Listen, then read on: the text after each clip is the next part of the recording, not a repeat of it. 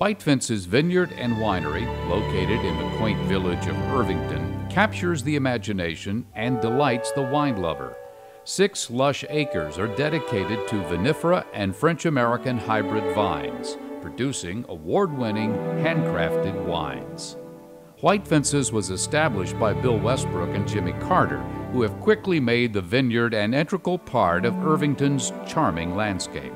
Part of that was I'd always wanted to be kind of part of a vineyard community. I always wanted to have a vineyard, and so against all his instincts, Jimmy went in with me on the vineyard, and that's how we came to have a little vineyard. As to the name White Fence's, well, we decided to surround it with white fences, and logic sort of dictated, well, why don't you just call it White Fence's? And we were out here one night and kind of walking around in the evening and looking at what we had, and we were in the midst of a big meteor shower, and it was just spectacular. And the more I looked at the meteor shower, the more I thought, you know, I think we'll call our wine here Meteor, because it's not just the earth, it's also the sky that makes this such a powerful and a magical little town, and that's what we decided to call it.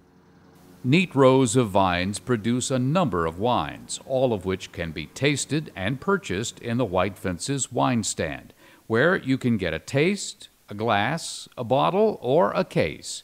Bill says a lot of care and expertise goes into each drop. If you walked up and down this vineyard, you'd see that Mark Hollingsworth, our vineyard manager, pretty much keeps it like most people would keep their yard or their garden. We began with a Meteor bright red wine, and that bright red is Merlot and Chambourcin, and we moved to a Meteor bright white wine, and that wine is a Vidal Blanc wine. And now we've moved on. We have a Rosé, we have a Merlot, big Merlot, Meteor Merlot. We have a Chardonnay called Glow, and this fall we'll have a sweet red wine called Midnight Red. White Fence's has accomplished a lot in a very short time. Much of that is due, of course, to the owners and staff's hard work.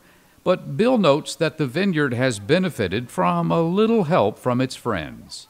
When we began this vineyard, it was really just Mark and his wife Phoebe and me and Jimmy, and we didn't have much labor, so we decided that we would start an organization called the Friends of the Vineyard. And the way it worked is, if you would give us $100, we would let you work for us free.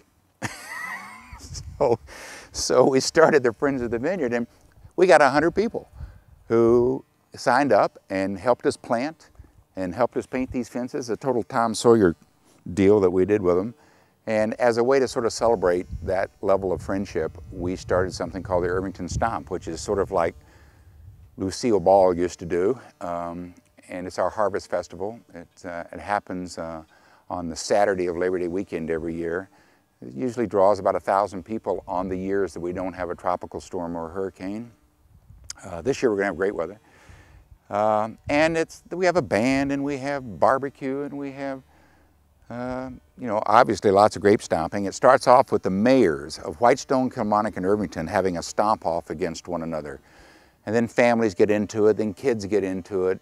And then the kids can step out of the barrel and step onto a t-shirt and have their footprints in red. And then we have t-shirts for those guys, the kids. And we have a maze and hay rides. And honestly, it's very Americana, which is exactly what we wanted. It's very wholesome and very down to earth, very real.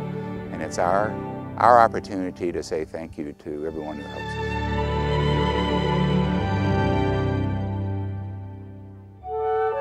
And it's that event, the Irvington Stomp, that gives this unique Northern Neck winery its very unique personality. Great wine, to be sure, but good times are important too. And they never forget that at White Fence's Vineyard and Winery.